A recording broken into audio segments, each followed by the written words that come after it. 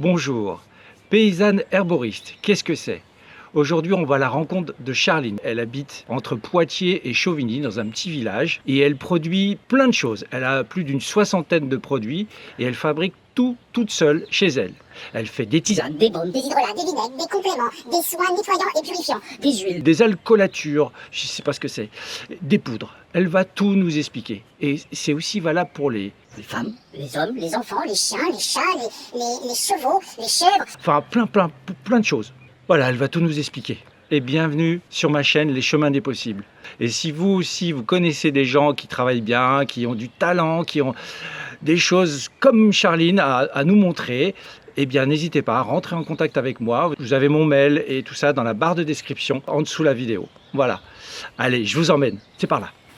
Non, c'est par là.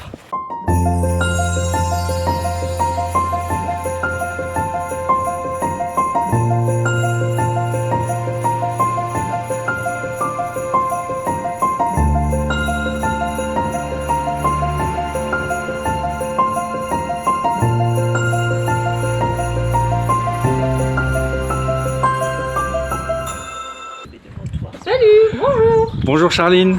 bienvenue. Salut Fabrice. Comment ça va?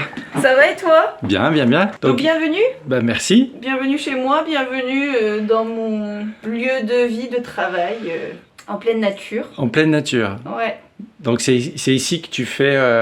c'est ici que je vis, c'est ici que je travaille. Je vais t'emmener te promener et te montrer un peu tout ça juste après. D'accord. Donc on peut dire que tu es paysanne herboriste, c'est ça? Je suis paysanne herboriste, oui, c'est ça, exactement. D'accord. Parce que je cultive et je transforme mes plantes pour vendre mes produits transformés. C'est des produits de soins à partir de mes plantes. Et donc tu fabriques des produits de soins, des tisanes. C'est Ouais. quoi ta gamme de produits? Alors, j'ai une gamme pour les humains et j'ai une gamme pour les animaux. Et c'est vraiment axé sur le soin, le bien-être. J'ai pas eu le droit d'utiliser le terme santé, mais en soi, c'est pour accompagner les gens et les animaux dans un mieux-être de leur corps. D'accord, ça ne se substitue pas à un traitement quelconque. D'accord. Exactement. Et du coup, je vais vendre des compléments alimentaires, je vais vendre des tisanes, des soins pour la peau. Voilà, globalement, ça va être ça, mais vraiment le plus naturel possible et 100% français. D'accord. Et bio, j'imagine. Et bio, ouais, oui, ça me paraît évident, mais effectivement. Bio, Oui, oui, ouais, bah, ouais. faut le préciser. Oui, c'est vrai. D'accord. Alors, est-ce que tu peux nous montrer un panel, un échantillon de ce que tu fais? Oui, bien sûr. Bon, alors, Charline, ça c'est un échantillon de ta gamme, j'imagine? Ouais, ça, c'est un échantillon de toute ma gamme, sachant que c'est un produit d'une gamme entière à chaque fois. Donc, par exemple, pour les vinaigres, il y en a plusieurs. Sur les tisanes, j'en ai une douzaine.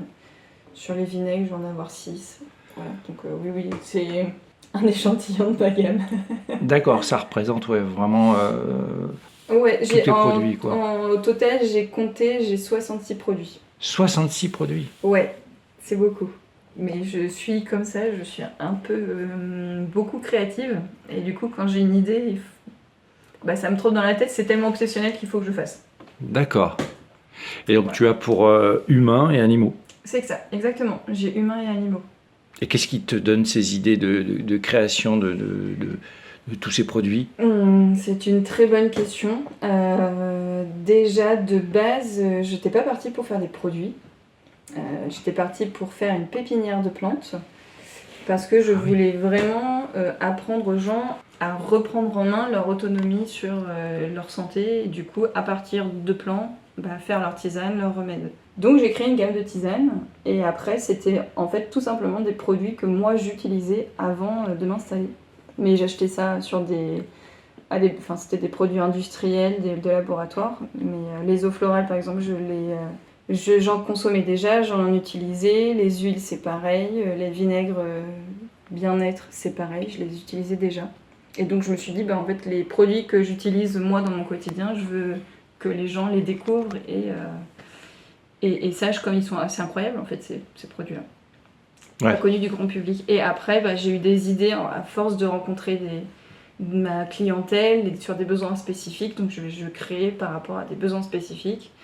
Et dernièrement, c'était les animaux. Et sur les animaux, c'est que tu as vu que j'ai quand même beaucoup d'animaux. Oui. Et du coup, je suis aussi entourée de personnes qui sont dans dans le bien-être animal. Et du coup, j'ai eu pas mal de demandes là-dessus. Et ça a fait son chemin, même si l'idée de base était là. C'était prévu dans mon installation, dans la progression de mon entreprise, que j'allais le faire. Mais je ne savais pas quand. Et puis là, j'ai quasiment terminé ma formation en naturopathie animale. Donc je me suis dit, D'accord, c'est le moment. Et à la fois, il y avait cette obsession en moi, il faut que je le fasse maintenant. d'accord. Justement, tu parles de formation. Quelles ont été tes formations pour faire tout ce que tu fais là mes maintenant? formations, à la toute base, j'ai fait un BPRE à Venours. Donc Venours, c'est un lycée agricole dans la Vienne, qui est le plus réputé. Un BPRE, c'est un brevet professionnel pour être exploitant agricole. Et j'ai fait mon BPRE en plantes médicinales et en maraîchage, parce qu'à l'époque, il n'existait que comme ça. Donc là, j'ai appris à construire, on va dire, mon projet, à découvrir le milieu agricole, à découvrir aussi les plantes, comment on devait les cultiver, comment on pouvait les transformer aussi. Ça, j'ai fait ça pendant 1 an. Après, j'ai été embauchée chez un producteur de gros dans la Vienne de plantes. Donc j'ai fait 1 saison chez eux. Et en parallèle, je me suis formée à l'herboristerie holistique. Holistique. Pas traditionnelle, ouais. D'accord. Ça a toujours été un souhait de ta part ou tu voulais faire autre chose De travailler dans les plantes. Oui. À la base, je suis partie à 18 ans, moi, à Paris, parce que je voulais devenir comédienne de théâtre. D'accord. Et donc, j'ai été faire mes études à Paris. J'ai fait une école de théâtre. Et en fait, plus ça allait dans mes études, et plus en fait, je me bloquais et j'arrivais plus à jouer. Je n'arrivais plus à être libre. Donc, j'ai décidé d'arrêter et je me suis dit, je suis jeune, j'avais 20 ans. Et je me suis dit, il faut que je parte en fait et que je me fasse de l'expérience de vie. Donc j'ai voyagé pendant 3 ans en venant sur Paris, en faisant ma vie. À l'étranger? Ouais, à l'étranger, ouais. Ouais. Ouais, ouais. Et puis j'ai fait des endroits très pas perdus, mais très isolés dans la nature, en France. Et ça a été hyper important pour moi de voir la différence, parce que moi j'ai grandi dans la campagne de la Vienne, très isolée, mes parents travaillaient beaucoup. Donc j'étais isolée, on va dire, toute ma vie, et à 18 ans j'ai vraiment voulu vivre l'opposé et d'aller voilà, dans le mouvement, dans la vie, dans les 2 extrêmes inverses. Et dans cette expérience de voyage, je l'ai revécu aussi. Et en revenant à Paris, en reprenant mon quotidien et me reformant dans le milieu du cinéma, il y a juste eu un jour où ça m'a pété au casque dans le métro, où je me suis dit mais qu'est-ce que tu veux, Charline? Donc tu as eu un déclic? Ouais, j'ai eu un déclic dans le métro où je me suis vraiment posé la question, mais qu'est-ce que tu fais là? Pourquoi tu es là? Qu'est-ce que tu veux vraiment en fait dans la vie? Et la réponse n'a pas du tout été de faire du cinéma et d'être à Paris. Et c'est, est-ce que tu veux faire du cinéma? La réponse était bah non. Est-ce que tu veux vivre à Paris? Est-ce que tu veux avoir une famille à Paris? Bah non. Bah alors qu'est-ce que tu fous là? Et du coup je lui dis bah qu'est-ce que tu veux? Je dis bah je veux une maison à la campagne avec mes animaux. J'ai dit ok, bon bah alors là, à partir de ce moment-là, déjà Paris je ne supportais plus. Tout était agressif, je ne supportais plus la ville que j'adorais à la base. Un changement du tout au tout, Ah ouais, suite ça a à été une un introspection déclic, ouais. rapide, enfin un gros déclic. C'est ça. Il fallait que je parte au plus vite de Poitiers. Je suis revenue chez mes parents. De Paris, tu veux dire? Ouais, il fallait que je parte de Paris, ouais. T'as une dose particulière à mettre dans... Non, j'en ai mis beaucoup pour nous. Mais c'est pas grave.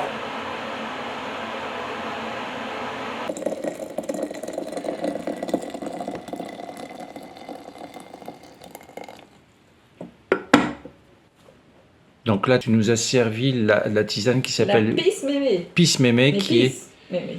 Ah oui, Peace and Love. Oui, voilà, c'est ça. Donc il y a quoi dedans? Alors celle-ci, c'est ma seule classique. C'est une verveine, menthe poivrée, menthe bergamote. D'accord. Ouais, on va Une goûter ça. vraie pisse mémé. Comment t'en es venu à l'herboristerie alors? Oula. Je savais que je voulais faire quelque chose avec la nature. Ça, c'était quand j'ai dit stop au cinéma, Voilà, j'avais cette idée floue et c'était plutôt de reconnecter les gens à la nature. Donc j'ai fait une expérience de tourisme vert. J'ai fait cette expérience-là. Après, je me suis dit, non, il manque une dimension de soin. Il faut du soin. Donc j'ai travaillé dans un autre endroit de tourisme de soins, bien-être. J'ai fait mon expérience là-bas et le Covid est arrivé. Mais pendant le Covid, je me suis dit, je vais prendre le temps de faire des choses que j'ai jamais eu le temps de faire avant. Donc faire mon pain, tricoter, coudre, je vais faire mon potager. Et c'est à ça que tout a commencé en soi. D'accord. Parce que j'ai voulu acheter des semences potagères. Et en achetant des semences potagères, je me suis rendu compte qu'il existait des plantes, on pouvait faire pousser des plantes médicinales que moi je buvais en tisane ou que j'avais en hydrolage. J'ai dit, ah ouais, ça je l'utilise. Donc j'ai un petit peu fait de potager, mais j'ai surtout fait des plantes médicinales. Ma mère m'a acheté une serre qui est là aujourd'hui parce qu'elle en avait marre de voir toutes mes plantes dans la maison. On va aller la voir tout à l'heure, ouais. Et du coup, pendant le Covid, je me suis occupée de mes plantes. Et il y a cette flamme qui s'est allumée en moi et je me suis dit, il faut que j'aille vers ça. Donc tu as combien d'années d'études là pour arriver à être herboriste? Paysanne herboriste. Alors c'est pas reconnu par l'État, c'est même interdit. Donc il n'y a pas vraiment... On peut faire une école d'herboriste de 3 ans, moi je ne l'ai pas fait. J'ai fait l'école de Venours pour monter mon entreprise, mais c'est pas obligatoire. Donc tu me disais tout à l'heure que tu as fait une formation en herboristerie holistique. Ouais. Eh bien, c'est une formation qui a une approche différente sur les plantes. L'herboristerie classique, traditionnelle, c'est les plantes, les phytoconstituants, donc les composés des plantes, composés chimiques des plantes. Voilà, un peu comme les médicaments qui vont traiter tel ou tel problème. Donc, on utilise les plantes comme des médicaments. D'accord. Grossièrement. Là, l'herboristerie holistique, ce qui est pas... c'est pas inintéressant, mais ça me parlait pas en fait d'apprendre bêtement des plantes, un problème, une plante, une solution. Et là, la formation, du coup, c'est une productrice dans le sud de la France qui propose cette formation. Et c'est une approche sensible. Donc holistique, c'est qu'elle prend en charge en fait toute la personne. Ouais, c'est une approche sensible. Les premiers cours qu'on a eus, c'était de goûter, de sentir la plante et de ressentir du coup. Qu'est-ce que ça nous fait dans notre corps? Qu'est-ce qu'on ressent? Et donc on va catégoriser les plantes par leur énergétique. Rien de spirituel ou quoi. Est-ce qu'elle va être épicée? Est-ce qu'elle va être plutôt sucrée? Est-ce qu'elle va être plutôt amère? Et du coup, ces types de plantes vont avoir une action générale. Après, chaque plante, effectivement, qu'on va les voir en détail, elles vont avoir leur spécificité. Et du coup, est-ce qu'elles vont être plutôt réchauffantes, refroidissantes? Est-ce qu'elles vont être asséchantes? Et pour savoir en fait sur les tissus, sur notre corps, qu'est-ce que ça fait, et même au niveau de notre émotionnel. Et en fait, c'est que c'est un mélange de la théorie des tempéraments qui vient de nos amis anglais et de la médecine chinoise et de la médecine ayurvédique. Parce qu'on sait souvent que la médecine ayurvédique, ça va être des doshas, donc des tempéraments de personnes. Et ça, c'est un mélange en fait de tout ça. Donc aujourd'hui, on va dire, c'est compliqué sur des produits dans un pays occidental d'appliquer ça, c'est vraiment du cas par cas. Mais en soi, on dresse un portrait d'une personne, on voit son énergétique, son terrain global, et après on va avoir l'énergétique du symptôme. Voilà, s'il y a une inflammation, ça va être un tempérament feu. Est-ce que la personne est un tempérament feu? Donc feu plus feu, qu'est-ce qu'on fait? Si c'est un tempérament plutôt eau, qu'est-ce qu'on fait? Je simplifie, parce que clairement, c'est jamais tout feu, tout eau, tout... Ouais. D'accord. Et voilà, donc ça m'a fait une approche totalement différente, et c'est surtout que quand j'ai une nouvelle plante, j'ai ce réflexe de ok, qu'est-ce que c'est comme tempérament, voilà, je vais procéder différemment. Je vais aller de la plante jusqu'au symptôme, et le symptôme aussi quand je connais pas, parce que je suis pas médecin. Donc s'il y a des gens qui me disent, je sais pas, j'ai une irritation, donc je vais je vais aller chercher le tempérament du symptôme et du coup appliquer une plante qui va équilibrer en fait le symptôme. Et Voilà. qui va accompagner un Qui traitement. va accompagner. Et c'est comme elles nous disent, les plantes, elles accompagnent le corps dans ce qu'il sait déjà faire. Les plantes, c'est qu'elles aident. Donc c'est pour ça que ça prend plus de temps aussi. Et c'est pour ça que ça va pas déséquilibrer tout le corps. Là, je vois des noms de produits comme 3 fois rein, à fleur de peau, pas de souci. Comment tu les trouves, tes noms d'où ça te vient de mettre des noms comme ça? Ça fait très holistique, justement. Ça vient de ma tête. Oui, j'en doute pas. Parce que je voulais pas des tisanes, parce que c'est surtout sur les tisanes en fait que ça a commencé. Je voulais créer des tisanes autour des chakras, donc chakra racine, et qui travaillent du coup sur le physique et l'émotionnel. Donc la première s'appelle Terre à Terre, donc sur l'enracinement. D'accord. Après la deuxième c'est Nananer, enfin bon bref. Là, par j'en exemple, vois une, pas de souci. Pas de souci, c'est sur le chakra couronne. D'accord, Donc oui, sur tout ce qui va dissiper. être mental. Ouais, dissiper le brouillage mental de votre esprit. Ouais. Le brouillard. T'as dit brouillage? Brouillage, brouillard, oui. Ouais. Mais j'aime bien brouillage mental de votre esprit. Et là, j'en vois une Bella Flora pour que ta flore soit en fleurs. Ouais. C'est bien ça. Ouais, bah en fait, il y a mes noms de produits et il y a les petites phrases en dessous aussi qui sont un petit peu marrantes, on va dire. Mais oui, c'est surtout moi, mon humour et ma patte. Et là, je trouve ça super. Là, toute une polémique Ouais.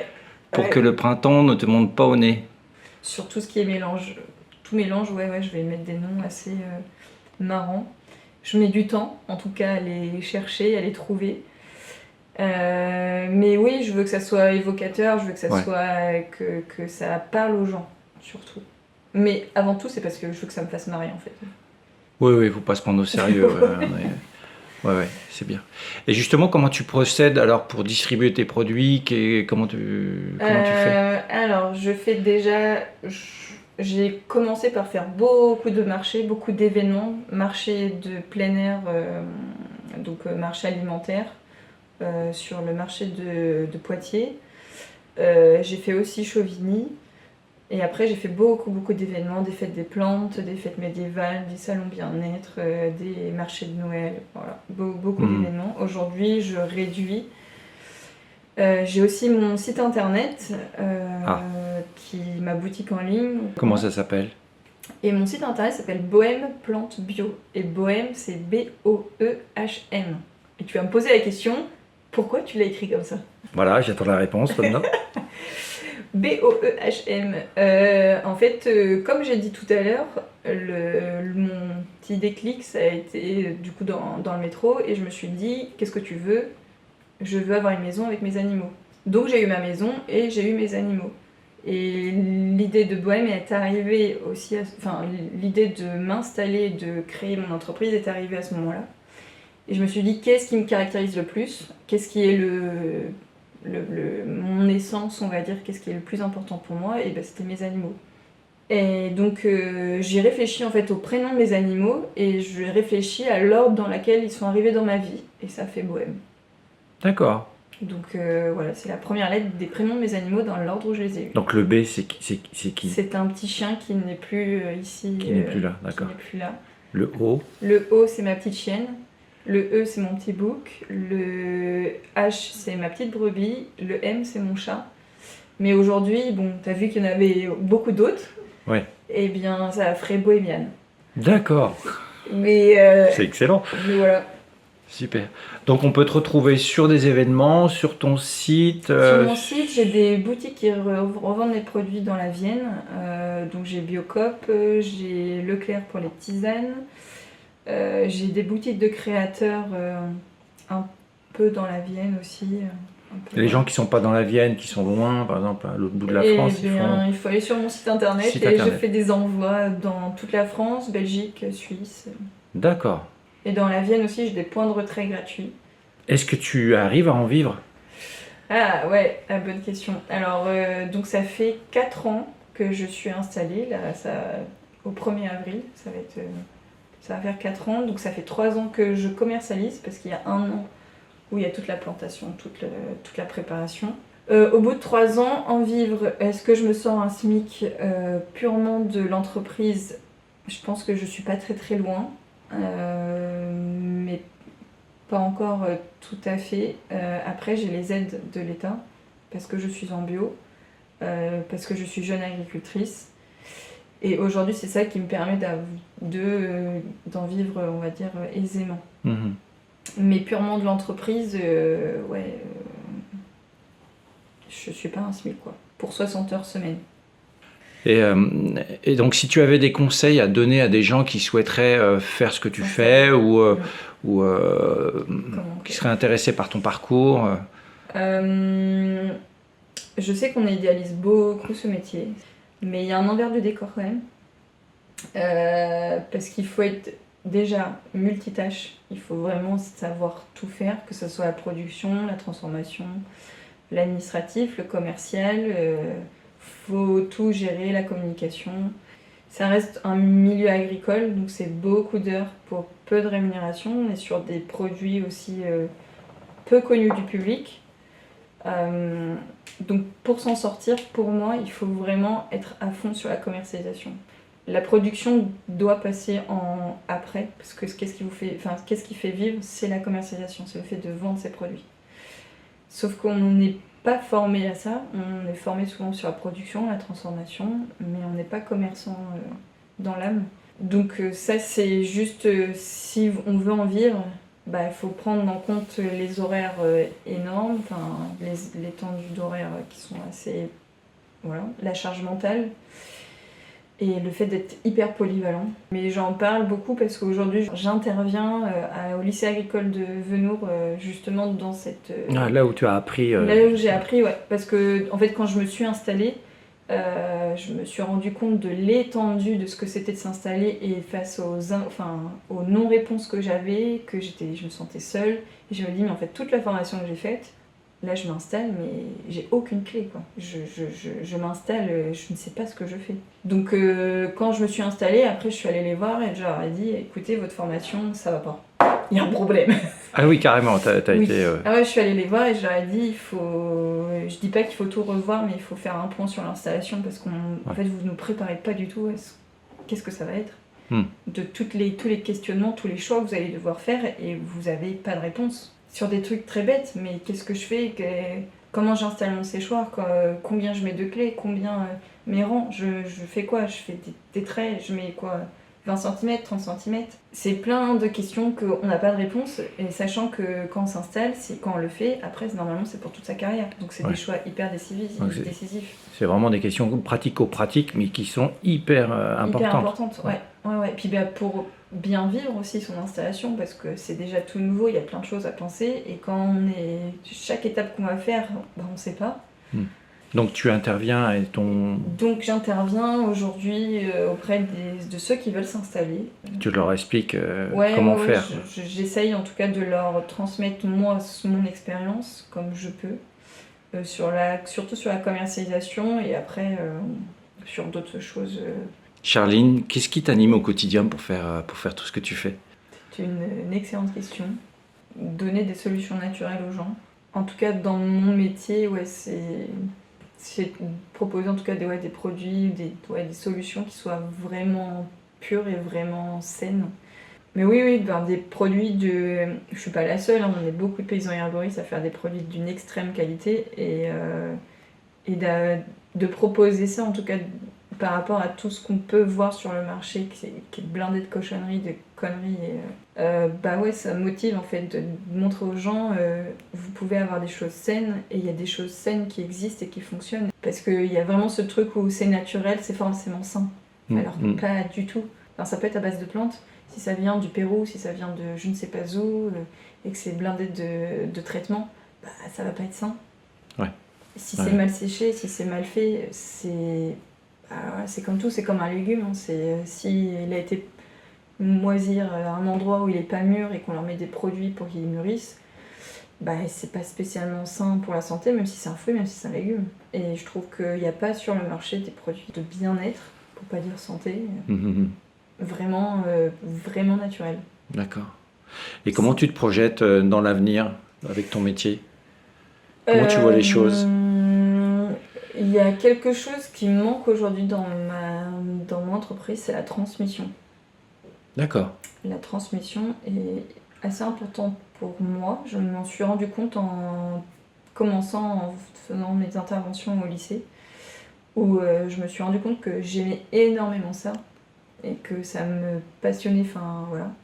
Au-delà de faire des produits, j'aime ce côté créatif de fabriquer, de faire de mes mains, et ça, il va bien. Donc aujourd'hui, j'ai dans l'idée de créer déjà des ateliers pour que les gens puissent venir découvrir le métier. J'aimerais aussi créer un jardin un peu pédagogique où autour du jeu, tu es toujours, on va dire, dans ce truc un peu sérieux, mais faut pas trop que ça soit sérieux, c'est pas drôle, la vie c'est fait pour rigoler quand même. Oui, on est d'accord. Voilà, et après, plus tard, je ferai ce que j'avais l'idée de base, c'était de reconnecter les gens à la nature, et donc de proposer un endroit de nature où les gens viendraient pour se reconnecter à la nature. Pour se reconnecter, puis aussi de explorer le domaine de l'herboristerie. Ouais, sans obligation, si les gens ils ont besoin d'un moment en retrait, en fait, voilà, de se ressourcer. Là, c'est la fin de l'hiver, enfin on arrive au printemps dans quelques jours. Tu as une pause hivernale, comment tu procèdes la transition? Alors les grandes phases, printemps c'est préparation du terrain, semis, cueillette sauvage, parce que du coup toute la nature s'éveille et il y a toute la cueillette sauvage du printemps. Après l'été, ça va être tout ce qui va être récolte, à fond récolte dans le jardin. Je fais que de la récolte dans le jardin et après je fais sécher, enfin je sèche, je trie, je distille. D'accord. Donc là c'est on va dire c'est la continuité de tout ce qui va être récolte, mais jardin. Automne, ça va être tout ce qui va être préparation, transformation, globalement. Et l'hiver, commercialisation à fond. D'accord. Même si, bien sûr, je commercialise toute l'année. Bien sûr, je fais des préparations toute l'année, mais ça va être les grosses tâches, on va dire. D'accord. Ce qui va ressortir le plus. Ok. J'ai vu que tu ne proposes pas d'huile essentielle, c'est un choix? C'est devenu un choix. À la base, pas spécialement. Je faisais des eaux florales parce que moi, je les utilisais pour me nettoyer la peau. Mais il faut savoir que pour les huiles essentielles, il faut vraiment beaucoup de plantes. Donc on va aller voir mon alambic, tu verras la quantité, ça fait plus ou moins 13, on peut aller jusqu'à 13-15 kg de plantes fraîches dans l'alambic. Clairement, il n'y a que l'huile essentielle de lavande que j'en ai suffisamment, on va dire, pour en vendre un petit peu. Une dizaine, une vingtaine maximum de flacons. Bon, on va rentrer dans le process, tu vas nous montrer un peu comment ça marche? Yes. On va faire un tour. Tu nous emmènes? Je t'emmène avec moi. Super. Non, là, tu nous emmènes où? Dans la serre. Allez, on y va. Dans ma pépinière.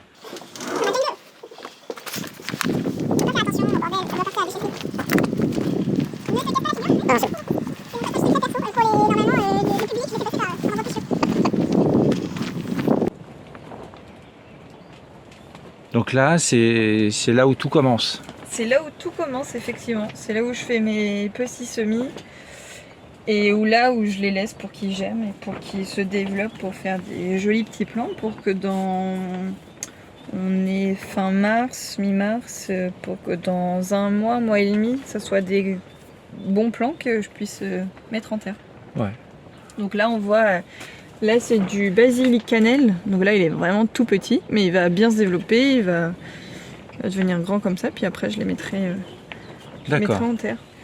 Là, on est sur du calendula. Des petits calendula qui poussent. Après, je vais avoir du bleuet. Pour faire l'eau florale du bleuet, notamment. Là, c'est du basilic citron. Et après, j'en ai d'autres qui sont pas encore germés. Du millepertuis, du shiso. Et là, en dessous, c'est... En dessous, c'est du calendula aussi. Calendula. Ouais, il m'en faut pas mal.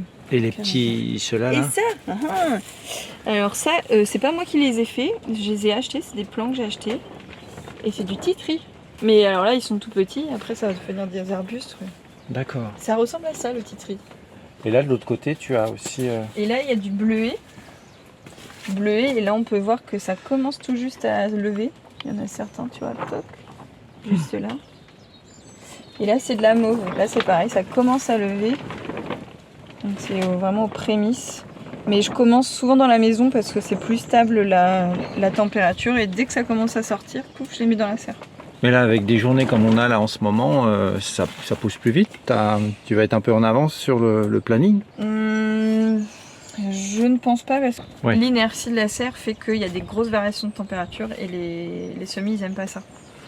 Donc il fait très chaud la journée, il fait vite chaud dans la serre et la nuit, il fait vite froid. Ouais. Donc, Les écarts de c'est- température sont Ouais. trop importants. Ouais. Mais ça va le faire. Donc avec une petite serre qui fait 9 mètres carrés, exactement. 9 mètres carrés, on Ouais. peut avoir une production Ouais. comme tu as là, comme tu nous as montré. Putain, Ouais. Après, c'est génial. je fais surtout mes plants, mes annuels, mes fleurs annuelles, parce qu'il y a des plantes vivaces et il y a des plantes annuelles. Mais j'achète aussi des plants. Pour les vivaces, par exemple, je vais acheter déjà des plants qui sont bien formés. Je ne suis pas pépiniériste dans l'âme, donc tout ce que je ne sais pas faire, je vais le commander. Mais ça représente 2-3 plantes. Donc on est dans ton jardin. Ouais, c'est ça. Alors comment tu l'as conçu, comment ça fonctionne? Conçu. Par exemple là devant tu as mis quoi? Là, Ouais. avec les bottes de paille, ça c'est de la verveine. Ça, D'accord, c'est donc- une des classiques, plantes classiques, la verveine. Je l'ai pensé comme j'ai pu au moment de mon installation. D'accord. Et surtout en réfléchissant, parce que chaque plante ont, comme on appelle, un biotope de prédilection. Donc en sauvage, elles vont pousser sous telle et telle condition. Donc il y a des plantes qui vont aimer, par exemple, qu'elles aient beaucoup d'eau au pied. Il y a des plantes qui vont aimer le soleil, d'autres qui vont aimer l'ombre. Il y en a d'autres plantes qui vont justement ne pas aimer avoir trop d'eau. Donc sur mon terrain, j'ai essayé de trouver les endroits où il y avait de l'ombre, là où c'était le plus ensoleillé, là où il y avait le plus de cailloux, donc qui fait que l'eau passe beaucoup plus vite dans le terrain. Là où il y avait plus, on va dire, d'argile, donc là où l'eau était plus stockée. Et en fonction, j'ai disposé les plantes. Donc c'est pour ça que j'ai un jardin méditerranéen à l'entrée, où j'ai toutes mes plantes méditerranéennes parce que c'est plein sud, et c'est sur un tas de cailloux. Grossièrement, c'est ça. D'accord. Après, j'ai la partie plutôt ombragée ici, donc j'ai mis mes menthes qui aiment bien, qui aiment le soleil, mais pas trop. Et après, j'ai mis toutes les fleurs et toutes les plantes qui aiment bien beaucoup le soleil sur cette partie-là. Sachant que je renouvelle, je fais des rotations de culture, donc sur toutes mes plantes annuelles que je sème du coup au printemps et qui meurent à l'hiver, que je refais tous les ans. Je fais des rotations et tu vois les bâches là, c'est mes zones où je fais des rotations. D'accord, donc là sous les bâches, tu as des.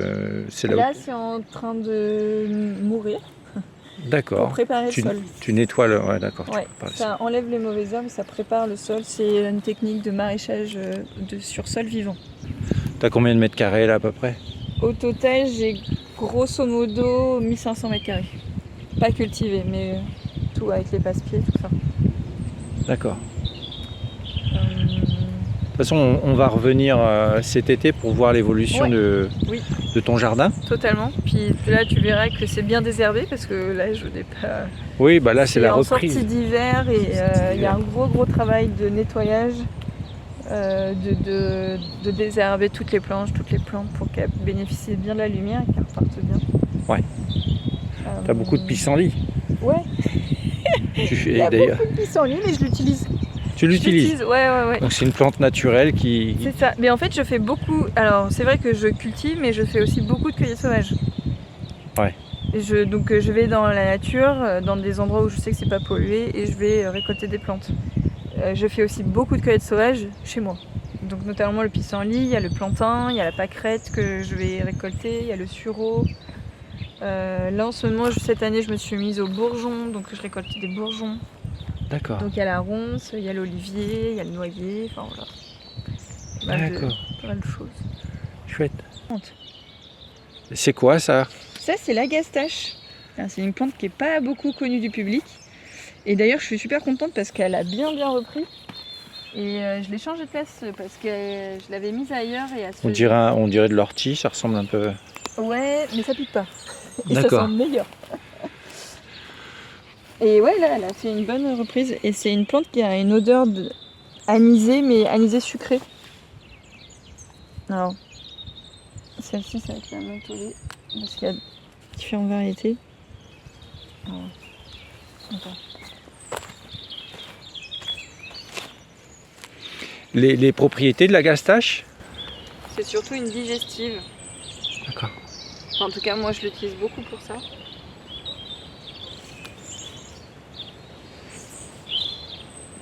Ah bah, je suis que sur des mentholés. Ah, voilà. C'est la pépiniériste qui s'est trompée. Tu sens? Ouais. Moi, j'aime bien. C'est anisé, mais c'est pas anisé comme du fenouil ou de l'anis. C'est vraiment un côté vraiment rond et sucré. Ça fait, tu sais, des petits bonbons légèrement anisés, sucrés. Ouais, certainement. Tu es plus vieux que moi, Fabrice. Je n'étais Ouais, pas moi j'ai connu ça. Ouais. Ah oui, ça fait penser. Les petites boules blanches qui étaient anisées, sucrées. C'est ça, Mm. possible, ouais. Super. Voilà, bah, c'est des bonbons. Tu vas la faire sécher. Et ça, je la fais sécher et je la mets dans une tisane de la digestion. D'accord. La doubidou. La doubidou. La doubidou. Et donc tu fais sécher après dans le séchoir. Et Après la après, cueillette. ouais, je fais tout sécher dans mon séchoir. Et je stocke dans mon séchoir et je fais les transformations dans mon séchoir. Tu nous emmènes? Je t'emmène, bien sûr. Tu peux venir ou pas, Happy? Tu viens? Il s'appelle comment? Il s'appelle Happy. Happy. Tu viens? Un petit âne gris. Un petit âne du Cotentin. C'est pas prévu que j'ai un petit âne, mais j'avais toujours voulu avoir un âne et j'ai sur le bon coin, je regarde comme ça, puis je tombe sur son annonce. Et alors lui, c'est le gros pot de colle de Salut, la Happy. famille. Ouais. Le gros pot de colle. On le voit beaucoup sur les réseaux sociaux, les gens qui me rencontrent, qui me demandent souvent des Parce qu'on te retrouve d'Happy. sur quel réseau justement? Sur Facebook et Instagram. D'accord. Je suis assez active sur ces réseaux. Ah oui, non, c'est mieux parti. Allez, tu nous emmènes Ouais, je au t'emmène. séchoir. Tu veux faire un câlin? Tu fais ton câlinou. Tu fais ton câlin? Tu fais ta star devant la caméra? Oh ouais, non. Là, il veut qu'une chose, c'est que je lui ouvre le portail pour... Ils sont en liberté, hein. Ouais.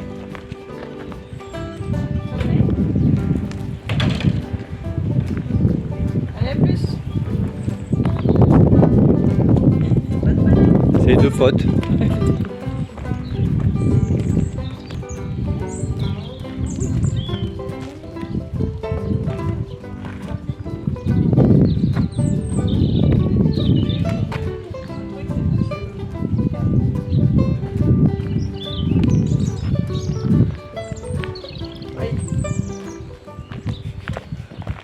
Donc voilà, là tu as toute, c'est on va dire le cœur après le jardin, on va voir le séchoir, où je sèche toutes mes plantes et où je stocke toutes les plantes. Donc là tu peux voir qu'il y a toute ma gamme de plantes sèches qui sont stockées, donc c'est de la saison dernière. Et là j'aurai bientôt D'accord. des nouvelles plantes. Et là elles vont partir en tisane, toutes celles qui sont là, je vais vider le stock et après il y aura mes nouvelles récoltes.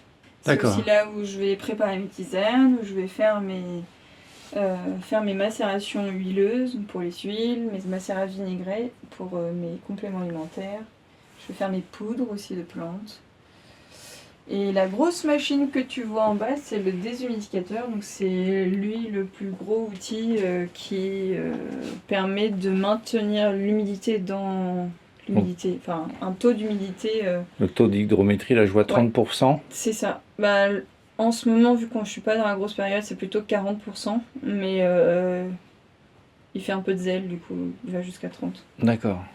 Et donc là on a Ouais. Ça, c'est les plantes le séchoir, proprement de toute fin de saison l'année dernière. Donc là, il faut que je les trie. Et après, je les mettrai en sac, dans le stock. Donc là, c'est du basilic sacré. Là, c'est du basilic sacré. Là, il y a du géranium rosa. Donc, c'est une plante qui a l'odeur de rose, le goût de rose. Et au-dessus, c'est de la menthe bergamote. Et après, là, j'ai juste les toutes premières. J'ai commencé à récolter la prime vert. Donc, un tout petit peu de prime vert. Et de la pâquerette. Ça part en huile uniquement. Et la prime vert, ça part en tisane et en sirop. D'accord. Alors, les caractéristiques de ces deux plantes, par exemple? Alors, celle-ci, alors la prime vert, c'est vraiment pour la toux, sur tout ce qui va être respiratoire et notamment la toux. Particulièrement bien pour la toux grasse, parce qu'elle va déloger le mucus.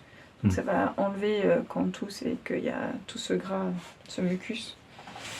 La pâquerette, elle a pas mal de propriétés, mais ce que je recherche chez elle, c'est toute son action régénérant, raffermissant, qui va tonifier en fait les tissus. Et du coup, ça c'est pour l'huile. Mais il faut faire un procédé particulier pour extraire les propriétés tonifiantes de la pâquerette. D'accord. Parce qu'effectivement, il faut. Toutes les plantes, elles ont des vertus, mais il faut choisir aussi le bon solvant, comment extraire les propriétés de cette plante pour que ça soit efficace. Ah oui, il ne suffit pas de les laisser sécher. L'eau permet, en tisane en tout cas, ça permet d'extraire quand même pas mal de phytoconstituants, qu'on appelle. Après, là, si c'est vraiment pour l'effet sur la peau, tonifier les tissus, on ne prend pas en interne, il faut que ça soit en externe. Sauf que l'huile, c'est l'un des plus mauvais solvants qui existent, qui ne prend pas beaucoup de propriétés. Donc il faut parfois passer par d'autres étapes pour avoir toutes les propriétés qui se retrouvent dans l'huile. D'accord. Voilà. Ça, c'est d'autres formations, parce que je continue à me former. Ouais, c'est de la formation continue. Oui, ouais, totalement. Puis, je pense que sur les plantes, on ne pourra jamais être au point. Enfin, il y a tellement de plantes. Moi, j'ai déjà cette gamme de plantes. Déjà, si je les connais très bien, c'est déjà très très bon. Ouais, qui est quand même assez nombreuse. Hein. Oui. Après, je te dis pas que je les connais toutes leurs particularités au poil de fesse. Mais après, je sais pourquoi j'utilise et si elles sont bien extraites dans mes préparations ou pas. Ok. Et donc ça, ton séchoir, proprement dit, c'est toi qui l'as fait? Oui, ça se voit. Parce que je suis pas du tout bricoleuse. Il y a quand même un peu mes parents qui m'ont aidée pour faire le début. Mais ouais, je suis pas bricoleuse, mais j'ai quand même réussi à faire ce petit séchoir. De toute façon, est-ce que ça s'achète déjà fait? Il vaut mieux le faire soi-même. Je crois pas que ça existe des déjà faits. Et s'ils sont déjà faits, j'en ai pu en voir, mais des petits, mais ça coûte très très cher. Alors oui, autant les faire, effectivement. Ok. Mais alors, si tu veux que je te parle pratique, c'est du bois brut, non traité, que j'ai mis du tissu alimentaire, du coton alimentaire non traité aussi dessus. Il y a beaucoup de producteurs qui utilisent de la moustiquaire. Il y en a d'autres qui ont les moyens qui utilisent de l'inox. Moi, l'inox, c'était hors de prix. La moustiquaire, mettre du plastique à contact des plantes. Ouais. J'étais pas du tout fan, donc j'ai décidé de prendre de la toile de coton alimentaire. Et ces bocaux, qu'est-ce qu'il y a dedans? Qu'est-ce que tu prépares? Alors c'est mes macérats. Je fais macérer toutes mes plantes ici, que ce soit les macérats vinaigrés, que ce soit là, du coup on a les macérats huileux. Donc là on a de l'aquilée, là on a de la carotte. Là à côté c'est du romarin. Et j'ai mes macérats de bourgeons aussi. Donc là, il y a du cassis. Là, il y a de l'églantier. Là, on a du figuier. Là, il y a du framboisier. Il y a aussi mes alcoolatures. Là, par exemple, c'est l'alcoolature de curcuma. De l'alcoolature? Ouais. C'est quoi ça? Donc, c'est de la macération de plantes dans de l'alcool. Et l'alcool, c'est l'un des meilleurs solvants pour prendre quasiment tous les phytoconstituants de la plante. D'accord. Ok. Ça fait des préparations très très très concentrées. D'accord. Et après, tu fais quoi une fois que c'est... y a un temps, tu laisses ça combien de temps? Ouais, je laisse macérer. La moyenne, c'est 3 semaines. Je D'accord. veux dire la moyenne. Les vinaigres et les huiles, je les laisse souvent plus longtemps. Mais ça, je le vois en fonction de la couleur, de l'odeur. Je sais quand c'est prêt. Mais sur la base, ouais, c'est 3 semaines de macération à température ambiante. Et tu vois, tous les jours, il faut que je vienne et que je secoue mes petits bocaux. D'accord. Parce que ça dynamise l'extraction, enfin ça dynamise la préparation, et du coup ça améliore l'extraction. D'accord. Et après, avec ça, tu l'emmènes pas au distillateur ou... Et ça, non. Quand je fais de la distillation, ça après je le filtre et je les mets en flacon. Ok. Comme tel quel, ou sinon c'est en mélange. Pour la distillation, c'est en plein été où je récolte les plantes, je les mets directement dans le distillateur et après je fais ma distillation. D'accord. Parce que là, tu peux produire combien de flacons avec tout ça? On a l'impression que c'est pas énorme, mais... Là, sur ce bocal-là, je vais en avoir une vingtaine. Pour les bourgeons, c'est la première année, donc Ok. j'en fais pas beaucoup. Là, je vais en avoir une vingtaine, sur le framboisier aussi. Le cassis, je pense que ça va être un peu plus, mais pas tant. L'églantier, non, je vais en faire 3, Ouais. parce que ça pèse rien, et comme c'est des ratios par rapport au poids, il faut beaucoup de petits bourgeons pour avoir quelque chose d'intéressant. Les alcoolatures, j'en fais pas beaucoup parce que c'est pour complémenter, pour potentialiser en fait déjà des préparations. Et après, si sur les macérats huileux aussi, je peux en faire. C'est que là, c'est un bocal, mais j'en ai 3. Tu dis huileux parce qu'il y a une huile spécifique? Ouais, j'utilise de l'huile de tournesol oléique.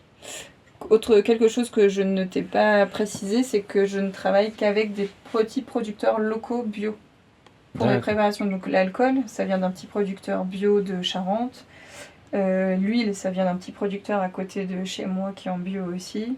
Qu'est-ce qu'il y a d'autre? Le vinaigre, ça vient du côté de Nantes parce que dans notre région, on n'est pas trop vinaigre. Enfin, vinaigre de cidre, il n'y a pas. Miel, c'est pareil. Propolis, c'est pareil. Voilà, tout que je peux acheter à côté comme matière première qui viennent dans mes préparations, c'est obligatoirement français. Et après, sinon, le mieux, c'est producteur local. Par exemple, pour l'alcoolature, il y a certains producteurs qui vont acheter sur des gros distillateurs. Donc on ne sait pas d'où viennent les fruits, on ne sait pas trop comment c'est fait. Moi, j'ai cette exigence où je veux que ce soit des petits producteurs. Donc je sais que l'alcool, ça va être du raisin français, que c'est fait par eux. Voilà. Ça, c'est ce qui m'anime vraiment dans mes préparations. Je veux que ça soit purement français, comme ça je sais exactement ce qu'il y a dedans. Je sais la qualité qu'il y a dedans. Oui, puis tu connais, puis c'est pas loin. Oui, ouais. Mais après, il y a aussi ce truc où l'agriculture est vraiment en crise et tellement pas valorisée qu'effectivement je vais faire travailler les collègues. Mais c'est même au-delà de ça, c'est que je propose des produits de qualité. Si c'est pour mettre des plantes de super qualité, pour mettre un solvant tout pourri, intérêt. Enfin, pour moi, il y a une incohérence en fait. Ouais, complètement. Et je peux pas dire que c'est artisanal, que c'est fabrication française, si, je sais pas, j'achète de l'alcool où les raisins viennent d'Amérique du Sud. Non, c'est pas possible. J'ai cette réflexion, tout le monde ne l'a pas, mais pour moi, il faut être cohérent de A à Z, quoi. Ouais. On va voir le distillateur. L'alambic, yes. L'alambic, oui. Donc voici mon alambic, là il est en hibernation, donc il faudra que je le nettoie bien quand je reprendrai ma saison.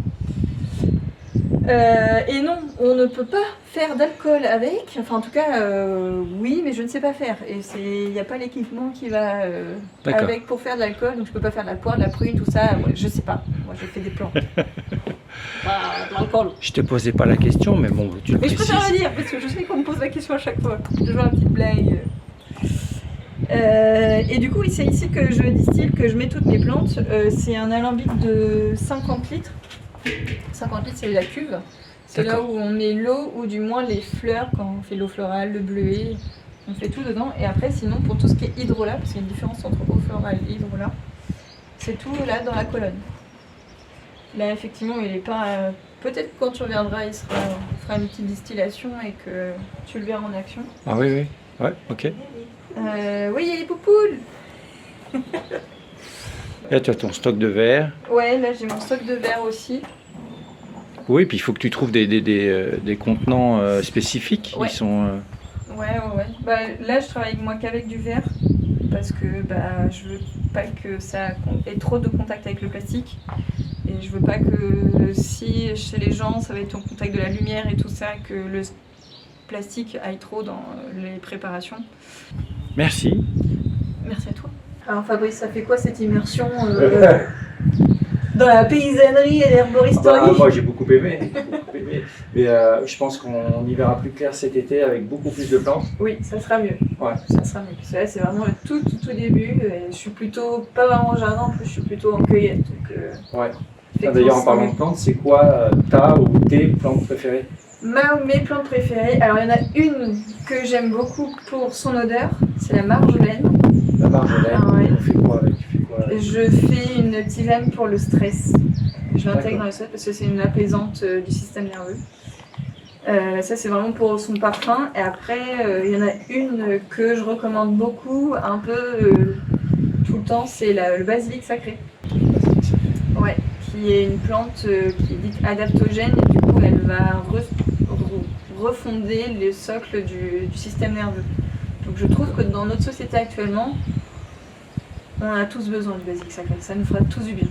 Après, il y a beaucoup d'autres vertus et elle va rééquilibrer au niveau du corps, puisque comme elle joue sur le système nerveux, elle va avoir une action assez globale, mais voilà. En plus, ça sent super bon, donc c'est super bon. C'est mes Bon, deux bah, préférés super. aussi. Ah ouais. L'assistante, elle valide. Bon, bah, en tout cas, merci beaucoup Merci à toi. Charline de nous avoir Je t'en accueillis. prie, avec plaisir. Donc si vous avez besoin de marjolaine et de basilic sacré, n'hésitez pas à contacter Charline qui se fera un Ou d'autres plaisir de vous plantes, hein. répondre. J'ai plein d'autres plantes. Voilà, n'hésitez pas à consulter son site internet, Oui. c'est www.bohemplantebio.com. On retrouvera Charline pour l'été avec son jardin qui sera, je pense, beaucoup plus épanoui, beaucoup plus grand. Et avec grand plaisir, on se retrouvera Ouais. pour un autre interview pour la suite. Avec La grand suite plaisir. avec Ouais. du Avec la distillation, Distillation, ouais, voilà, tu c'est verras ça. le séchoir un peu plus rempli aussi. Voilà. Bah, un grand merci en tout cas. Merci à toi. Et n'oubliez pas, sur les chemins des possibles, si vous connaissez des gens qui ont quelque chose à montrer, qui travaillent bien, qui ont un talent, n'hésitez pas à me le dire en commentaire et à me passer les contacts.